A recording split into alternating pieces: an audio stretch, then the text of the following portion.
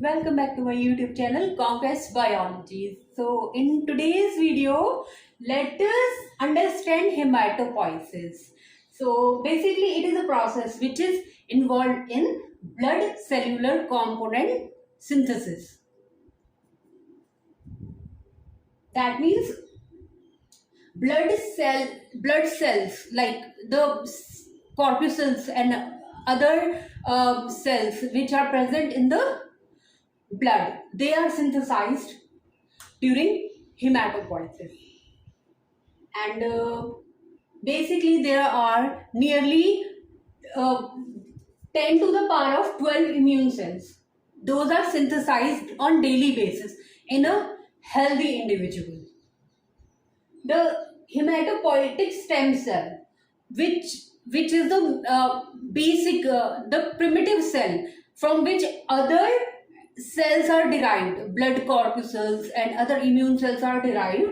Those hematopoietic stem cells are themselves derived from bone marrow, and these stem cells participate in hematopoiesis for producing blood cells and tissue, the entire blood tissue.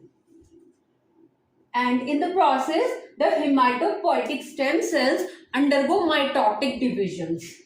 And after the mitotic division, one of the cells remains hematopoietic so that other cells can be generated from it. And other cell which is derived out of the mitotic division, the other cells differentiate into specialized immune cells. So this is the basic process how it occurs. So next we will understand how exactly special type of cells are derived from a HSCs during hematopoiesis, and also we will understand in various stages of life where exactly they are produced. Like it is written over here that they are derived, hematopoietic stem cells are derived from bone marrow, but in different stages of life they are derived from different sites within the body. So we will understand that as well. During hematopoiesis, as already said, that there is a hematopoietic stem cell which undergoes mitotic divisions to produce other cells like immune cells and other type of blood cells. So after mitosis, basically two common precursors are formed from hematopoietic stem cell. One of them is myeloid precursor cell and another one is common lymphoid precursor cell. Common lymphoid precursor. So these are basically the two types of precursors from which all other cells originate during hematopoiesis. So let us first understand what are the cells which get originated from myeloid precursor cells. So the majority of immune cells originate from myeloid precursor cells, like for example erythrocytes, which are red blood cells are erythrocytes, thrombocytes, granulocytes, macrophages and monocytes, dendritic cells, mast cells, etc. These are the cells which originate from myeloid precursor cell. The second one is common lymphoid precursor. So this is the precursor from which T cells and B cells and natural killer cells originate. So now in the next video we will understand what are the stem cell factors, the growth factors and interleukins and all, which participate in the origination of, in the generation of T cells, B cells, natural killers and these other cells. There are some unique stem cell factors and interleukins and other growth factors and protein and glycoproteins which cause the myeloid precursor cell to give rise to these cells, and the common lymphoid precursor to give rise to these cells. So before proceeding further, let us first understand where exactly the site of hematopoiesis is located. In prenatal form, like before birth, in the womb of the mother, in the mother's womb, where exactly hematopoiesis occurs, because that time the body is not that developed. So let us see how and where exactly the synthesis of blood cells occurs, and prenatal and then postnatal, that is after birth, what is the site of hematopoiesis. So in prenatal life form, the within 1 month, when the child is in the mother's womb, at that time the hematopoiesis occurs in the yolk sac. There are 4 layers basically. One of the layers is yolk sac. So here hematopoiesis occurs here, and that time the primitive erythroids, which are known as RBCs, like they are not that developed, so they are produced by yolk sac itself. And in prenatal form itself, once the fetus has completed 2 to 3 months of life, then the hematopoiesis starts occurring in liver. After 3 to 4 months, the site of hematopoiesis is liver and spleen, both. Hematopoiesis occurs in both the organs, liver and spleen. And after 6 months, when the fetus has completed 6 months of life in the mother's womb itself, then after the bone marrow of long bones, like we have femur, the hematopoiesis starts occurring there. Bone marrow of the long bones. Now after birth, in the infant, after birth, that is in postnatal life form, till 17 to 20 years, bone marrow of long bones, these are the major sites of hematopoiesis. And the total pool of hematopoietic stem cells is very large in number during these days, in 17 to 20 years of life. After 20 years, a person, an organism, a male or female, has completed 20 years of life. After that, the bone marrow of ribs, sternum and vertebra, they are the primary site of hematopoiesis. But the total pool of hematopoietic stem cells start declining after attainment of 30 to 35 years of age. So these are the sites of hematopoiesis. In these sites within the body, hematopoiesis occurs. So now let us understand formation of immune cells. How exactly a hematopoietic stem cell, which has self-renewal property, gets differentiated and originates so many immune cells and blood cells. So now let us understand this. So the hematopoietic stem cell is able to produce so many cells with the help of some interleukins. With the help of some cytokines. Cytokines are basically very small protein molecules. They are very low molecular weight molecules, and they are like they can be in the form of IL. IL means interleukins, and in the form of colony stimulating factors also. These are also like, these are in cytokines only, which are acidic glycoproteinaceous in nature. So in the process, first of all, the hematopoietic stem cells gets differentiated, as already discussed, it gives rise to myeloid precursor cell, or we can say myeloid progenitor cell and lymphoid progenitor. These are the two, we have already discussed this. These are the two main precursors or progenitors which originate from hematopoietic stem cell. So in the process,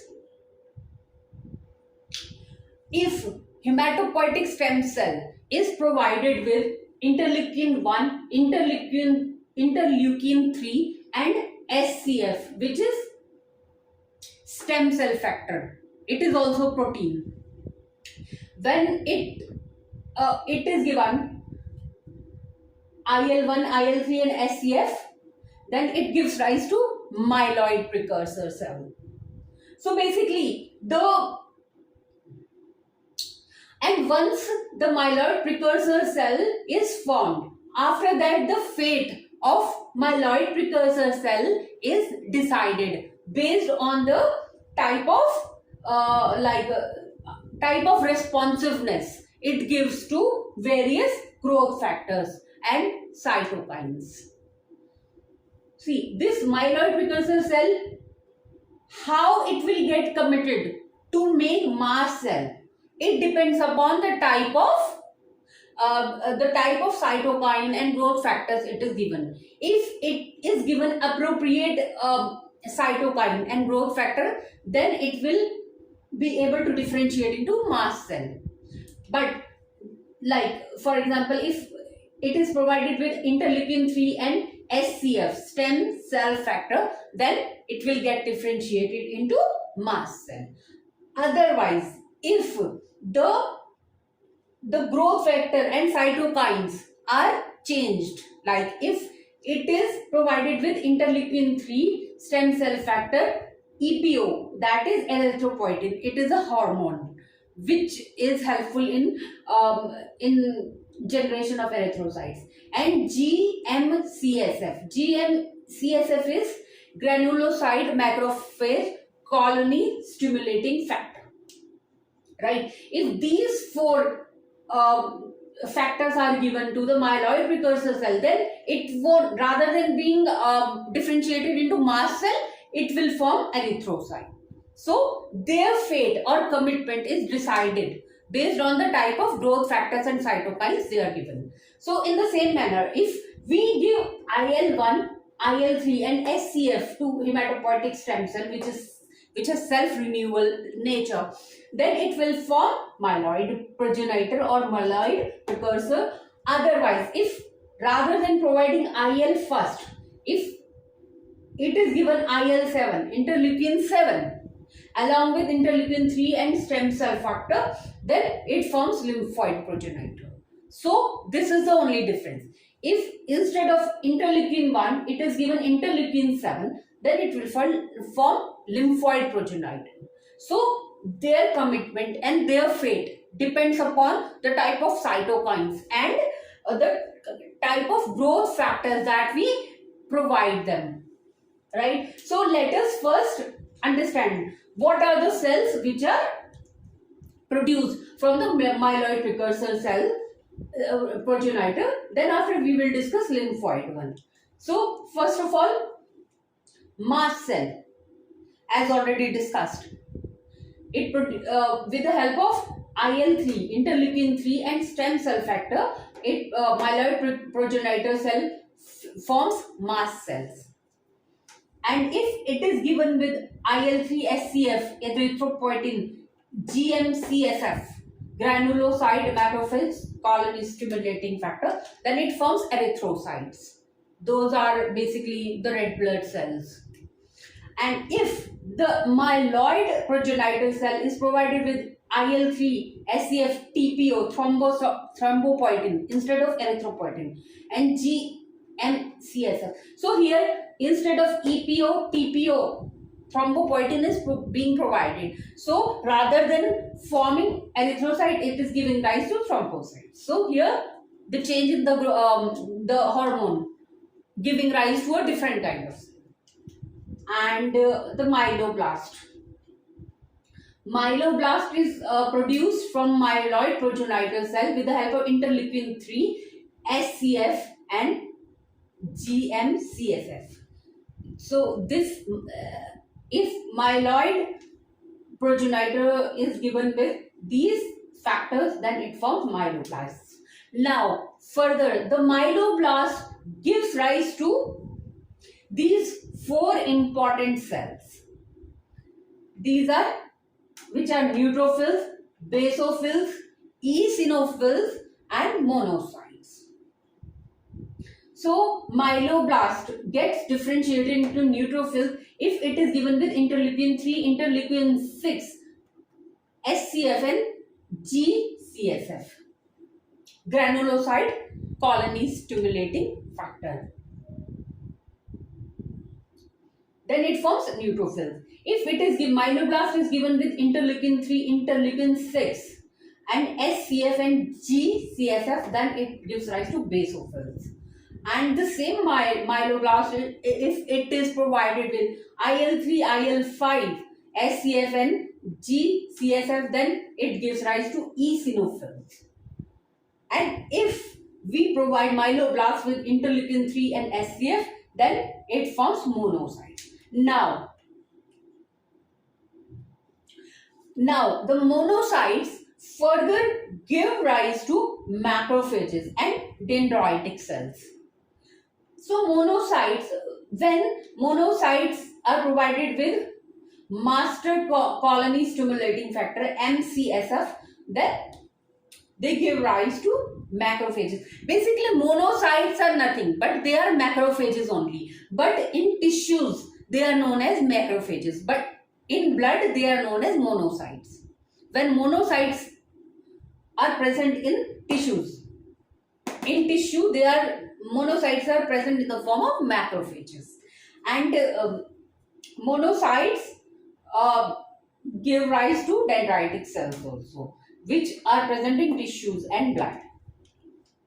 So that was about myeloid precursor cell. Here, okay, fine, we'll discuss that later. Now we will discuss this is the first one, first main cell, and this is second one. So lymphoid progenitors. Now we will talk about lymphoid progenitors.